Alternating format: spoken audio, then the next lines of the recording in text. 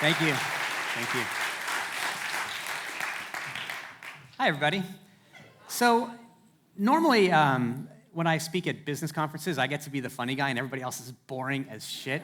So this is kind of intimidating because these speakers before me, amazing. Like maybe a round of applause for these guys.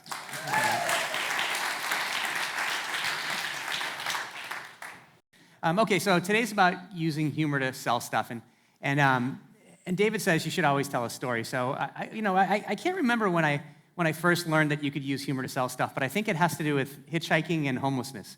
After college, I was hitchhiking from Virginia to Boston, and nobody hitchhikes anymore. Nobody picks up hitchhikers anymore. So I was dressed in a pair of shorts and a nice shirt and a tie and a sign that said "Boston, no psychos, please."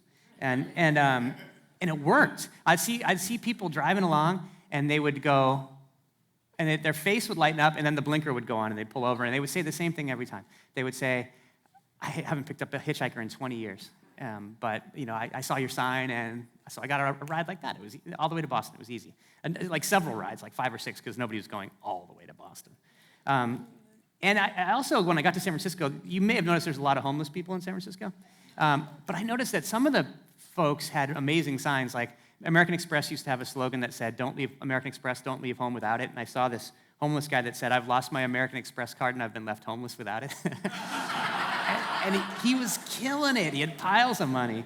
And if you do like a little Google search, you can see stuff like, "Hey, Obama ain't the only one who wants change," right? So I started to say, all right, there's something here. Humor works. And so now, fast forward, I have this advertising design firm, and we use a lot of humor.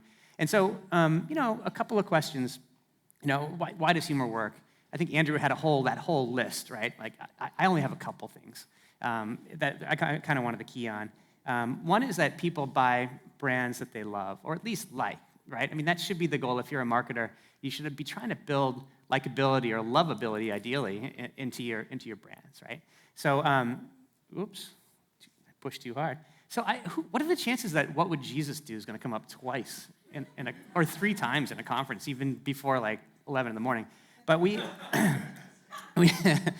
always say, hey, this kind of freaks our clients out when we pitch new business. We say, well, this is the guiding principle for a lot of people. What would Jesus do? It's the kind of guiding light. But ours is a little bit different. It's WWRBD. What would Richard Branson do? So if you think about Branson, this guy's been in the most boring industries, right? The same tired old industries, but he just injects massive, bold, and likable personality into every little corner of the brand. I mean, Virgin America, anyone flown Virgin America? Yeah, woo. Anyone flown Delta? I believe, though, it was a sarcastic woo. I'm not sure. But the difference between these brands, the likability of these brands is insane. I've never seen a brand go so fast in the likability as Virgin America. And they fly a plane from Boston to San Francisco, and so does Delta. And nobody really woos for Delta. But they do for Virgin America. And it's because of this personality and this design sensibility and this little cheekiness that's absolutely everywhere. And there's a really great lesson if you're a marketer to think about that. There's no reason not to build as much likable personality into your brand as you can. And humor is a great way to do it. One of the great reasons that humor works so well is it lowers people's guards. Who here likes being sold to? All right, good. Why?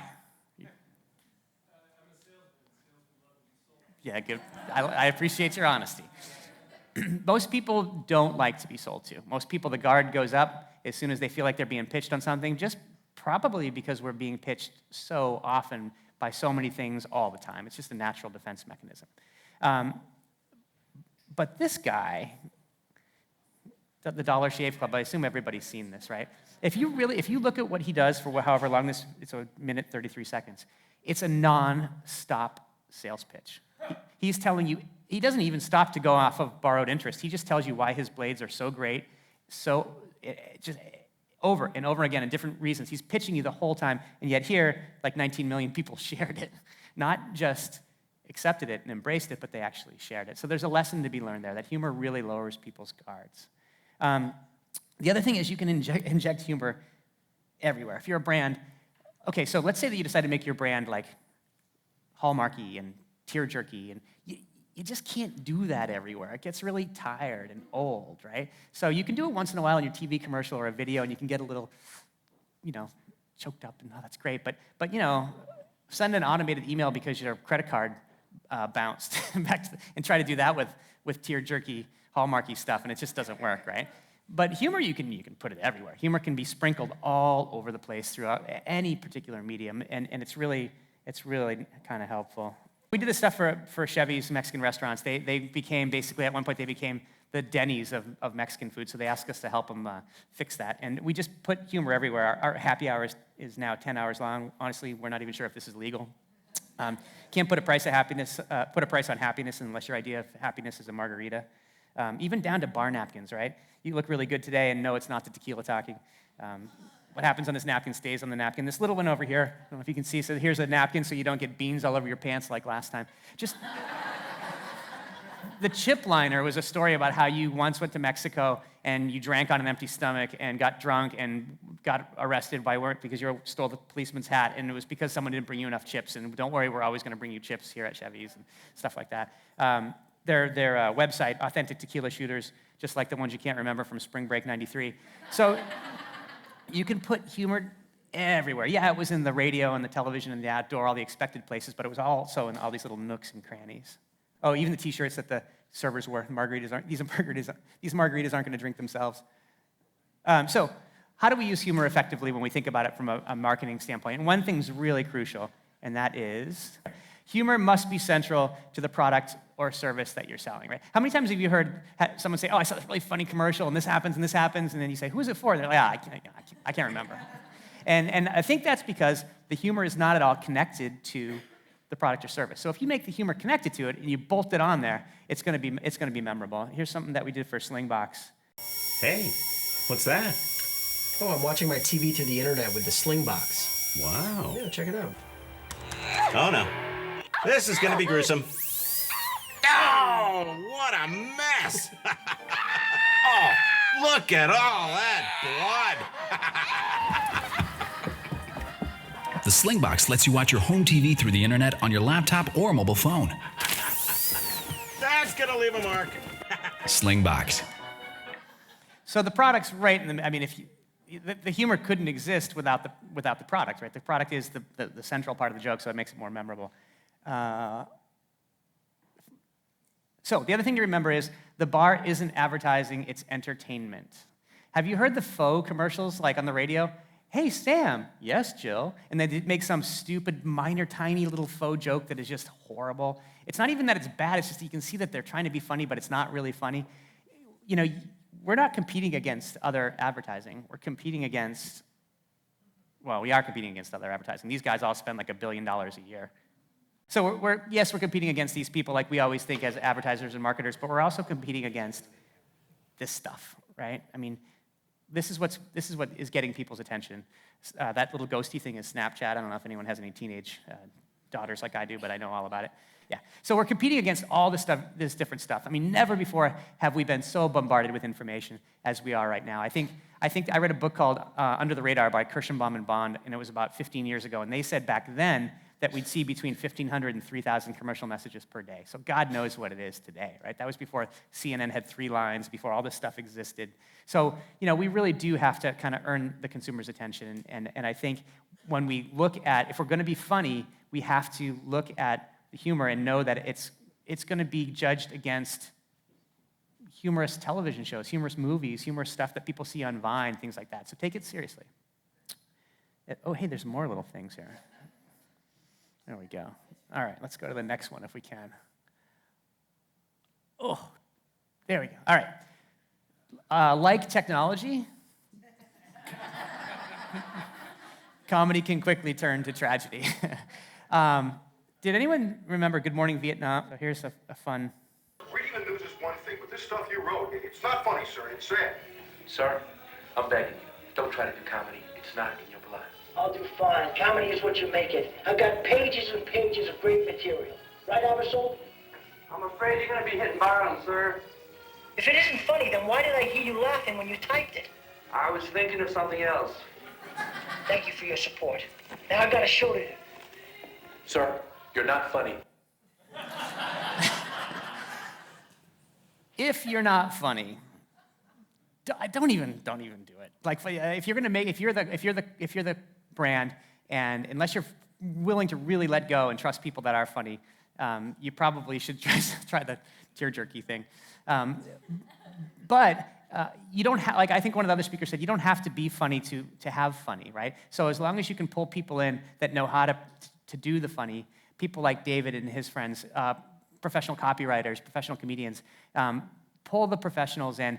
I have so many friends that are just funny individuals, and I've tried to make them into copywriters, and as soon as they put on their advertising hat, it just all falls to pieces, right? So find people that have done it before, because comedy can quickly turn to tragedy. I mean, if you make humor that falls flat in advertising, it's just way worse than, pretty much anything. So take that pretty seriously. One of my least favorite people is Donald Trump. But he has a great quote that says, you have to think anyway, so you might as well think big. And I always say, you have to use words anyway. You're going to use them in your communication. So why not make them really connective? And in this particular case, why not make them fun and funny? We do that for a lot of different folks, and there's just some examples. If you could do it for a Jesuit university. Okay. I don't know if anyone's seen the University of San Francisco stuff, Jesuit University. This is one of the things we did for them, Wicked Smart without the wicked part. We also did one that I really liked, which was run a multinational corporation and still go to heaven. This is a travel company, a tour and travel company. Our guides are trustworthy. The guy waving you into his unmarked van, probably not. The 49ers, if you're a 49ers fan, this probably makes you sad because of the references to last year's ad. But you named your daughter Vernon and your other daughter Frank. Schedule a tour at Levi Stadium. We work with the A's, David had mentioned. The A's kind of will never stop hustling except the showers, which proved to be disastrous. So one of the questions you can ask yourself is to gauge whether or not the humor is working or not, or if it's raising enough to that level of entertainment like we talked about earlier, is it shareable? I mean, it's remarkable in a day where people are trying to filter out so much marketing content that if you give them something good, they'll share it. I mean, it's really funny, in the old days, you run a bunch of advertising, then you do post-testing and see how people like it and things like that. Now, just look at the social media channels, and if people are commenting about the advertising, good, bad, or indifferent, you know about it, We had a client, Dropcam, and we actually started using social media to determine the rotation of the ads, because we'd start to see people say, oh, we really love that one about the sarcastic dog who can't stand Dropcam because it tells him to get off the couch or whatever. And we'd never hear anything about this other one, so we'd start rotating in heavier rotation on the spots that people are actually reacting to. So ask yourself, really, is it shareable? This is something that we did for the A's, and well, I'll play it and I'll tell you the story. Everyone knows that Cespedes is a fantastic physical talent, but the guy's also brilliant.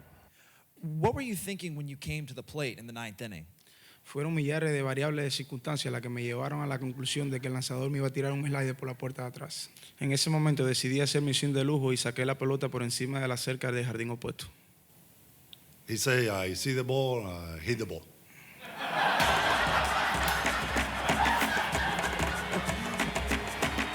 So on the shareable front, we'd go to the games, and Cespedes would come up to hit, and people would be yelling from the stands, I see the ball, I hit the ball, I see the ball, I hit the ball.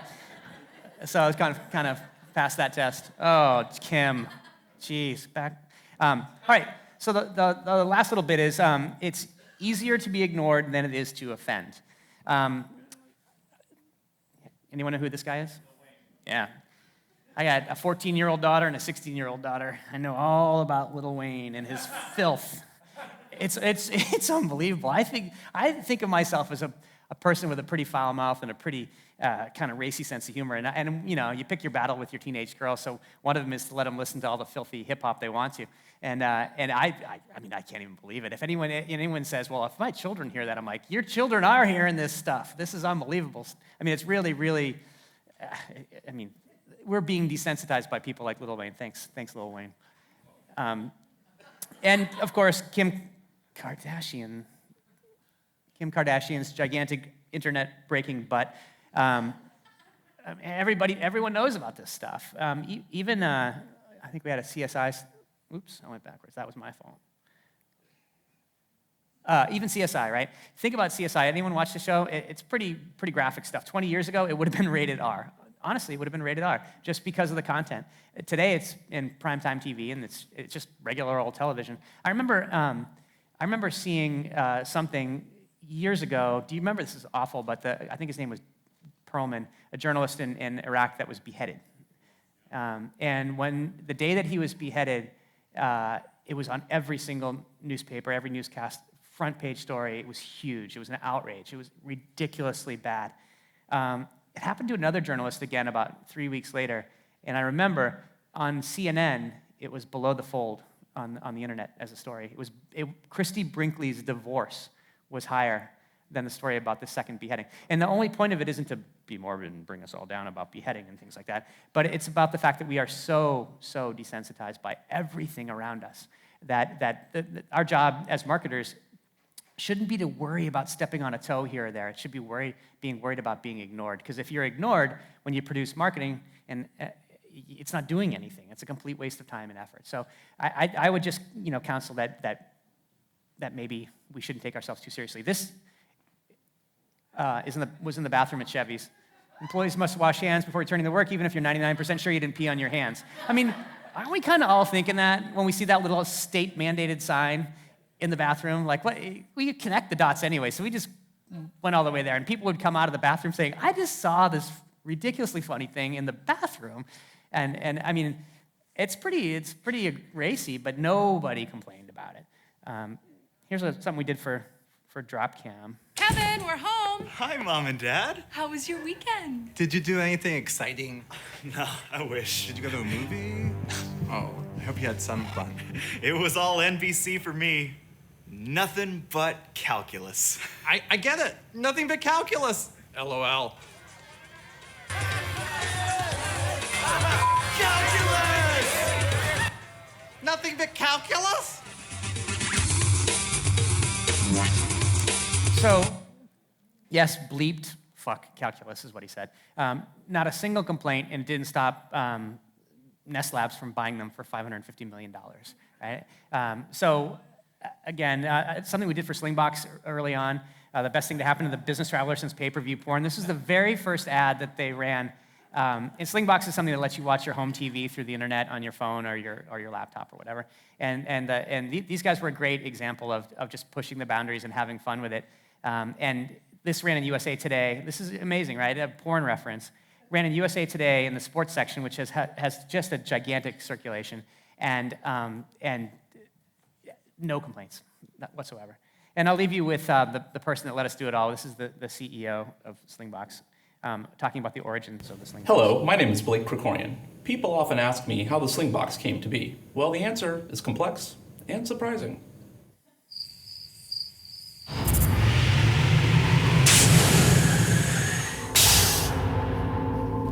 Okay, you dudes are telling me this thing turns nuclear waste into drinkable water. And this one can actually reverse global warming. Pretty sweet.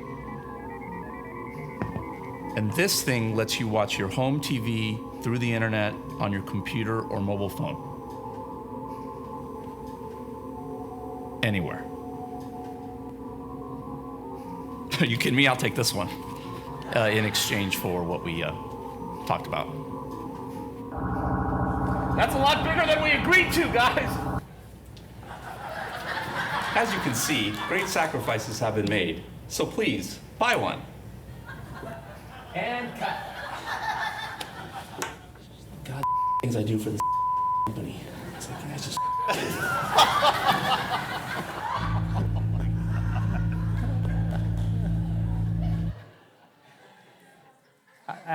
Any questions?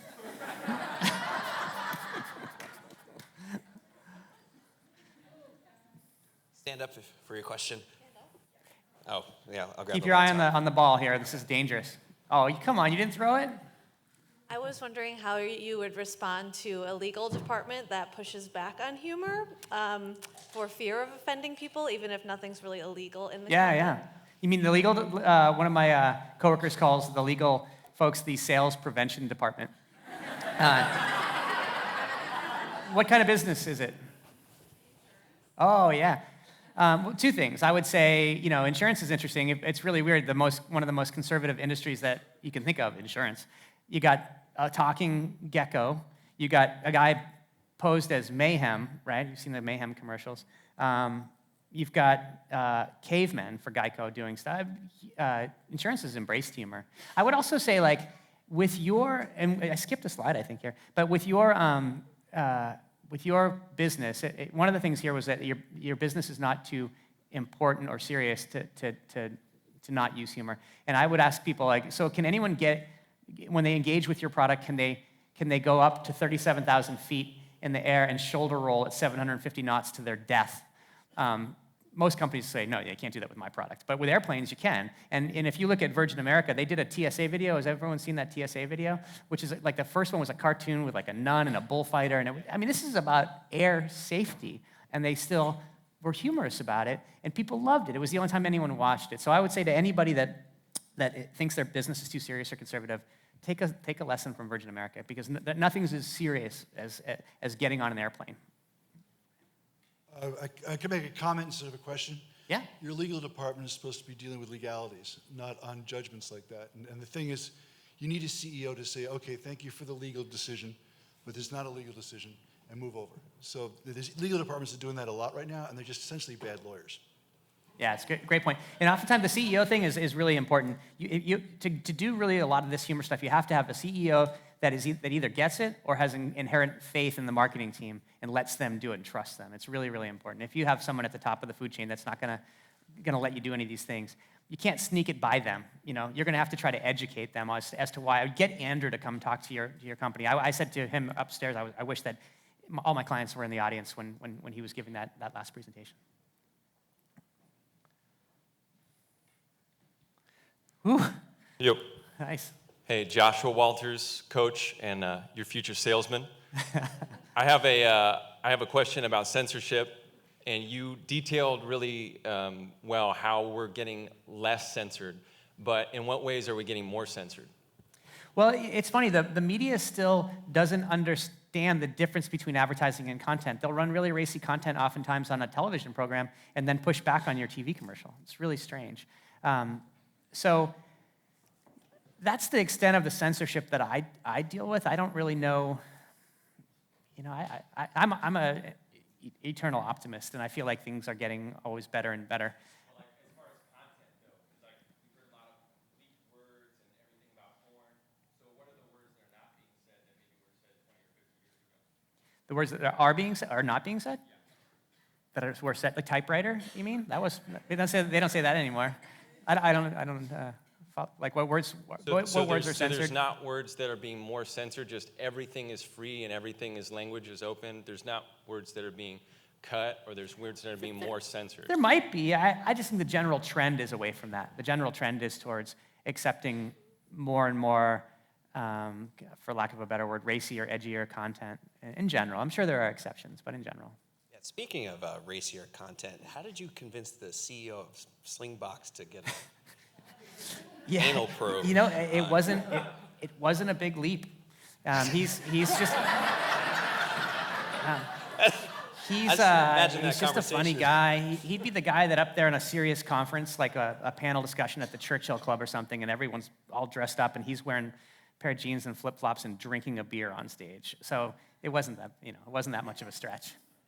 Fantastic. Yeah. Any other questions? One more. Ready? The arc is key to, not injuring people. I think the line drives are dangerous. So my name is David, and I work for Tech in sort of the traditional enterprise tech selling storage. We have data sheets with specifications, stuff like that. Mm-hmm. Any thoughts on how to give that more personality, make that more interesting? It's something I struggle with probably for many years now. Yeah, for sure. B2B, people think that when they talk to consumers, they're like, wow, we really got to earn their attention. But when we talk to other business people, we got to get all stiff and we got to get all buttoned up. Well, I would argue that the business consumer, they're a regular consumer too, right? So they're being bombarded on the consumer front, but they're also being bombarded on the business front. So we love to do B2B stuff where people go, here's the rest of B2B, let's go this way. right? And there's no, for all the reasons we've talked about, there's no downside to it, right? You can't appear reckless like your product doesn't work, right? But if you're smart and funny and confident, things like that, it really, you can really separate yourself from the pack. We're doing something for a company called Nimble Storage where we have, they're basically saying the old way of storing stuff is the old school way. So they've dressed up all these old servers in like Hawaiian shirts and then put them on like playing shuffleboard on the Lido deck and painted them as like, and it says like, let the old school storage enjoy their golden years, you know? And people love it because the world is so boring, and with the rest of the stuff that they could, you know, gets communicated to them, that's a breath of fresh air. Anybody else?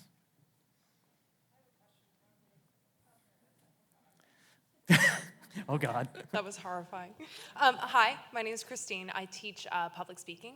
And so I'm very interested in the process where, you know, how you create your material and kind of what process seems to work best. Do you work as a group to create, you know, whatever material you're creating? Is it individuals that you know, sort of play off each other? How do you arrive at the end result?